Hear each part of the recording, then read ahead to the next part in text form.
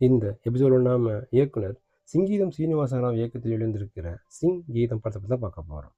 தமிழில் அபூர்வ சகோதரர்கள், மைக்கேல் மன்ன காமராஜன், சின்ன வாத்தியார், காதலா காதல் உள்ளிட்ட படங்களை இயக்கிய பழம்பெரும் இயக்குனரான சிங்கீதம் சீனிவாச ராவ் தனது 94 வயதில் இயக்கியிருக்கும் படம் இது. இந்த படத்தோட கதை பற்றி பார்த்தோம்னா, குபேரபுரம் என்ற தங்கம் நிறைந்த கிராமத்திற்கு அயான் வராரு. அங்கு இயற்கையை நேசிக்கும் கௌரியுடன் அவருக்கு பழக்கம் ஏற்படுது. அதே சமயம் பழைய சுரங்கம் மூடப்பட்ட நிலையில் புதிய சுரங்கத்தை வைத்து நைஜீரிய தொழிலதிபருடன் ஒப்பந்தம் போடுறாரு ஷாலினி கொண்டேபூரி. ஆனால் அவரோ இன்னொரு பார்ட்னர் அல்லது அவரது வாரிசு வந்தால்தான் ஒப்பந்தம் செய்து கொள்ளும் என்று சொல்றாரு. இந்த சமயம் தங்க சுரங்கத்தில் தனது அப்பாவிற்கும் பங்கு உள்ளது என்று கூறும் அயான் தற்போதைய சுரங்கத்தில் தங்கம் இல்லை என்கிற உண்மையை போட்டுடைக்கிறாரு. அதன் பின்னர் கௌரி நேசிக்கும் மரத்துக்கு கீழே தங்கம் இருப்பதாக நம்பும் கும்பல் அந்த மரத்தை வெட்டி சாய்க்குது.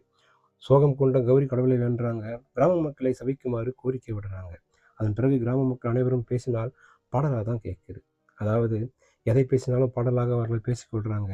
கிராம மக்களின் சாபம் எப்படி நீங்கியது, இதாங்க அந்த படத்தோட மீதி கதை. அயான் கௌரி ஜோடி சண்டைக்குழியாக இருந்தாலும் ஒரு கட்டத்தில் அன்பில் கைகோக்குறாங்க. அடுத்தவன் நடிப்பாலும் கலங்கடிக்கிறாங்க. கௌரியின் நடிப்பு அபாரம்னு சொல்லலாம். ஷாலினி கொண்டேமூடி, நிவேதா பெத்துராஜ், ராகுல் ரவீந்திரன், சிவநாராயணா பானர்ஜி, வாம்சி என நடித்த அத்தனை பேருமே இரத்த நடிப்பால் கலக்கிறாங்க. அங்கூர் சிங்கின் ஒளிப்பதிவும் தேவிஸ்ரீ பிரசாத்தின் இசையும் படத்துடன் ஒன்று செய்யுது.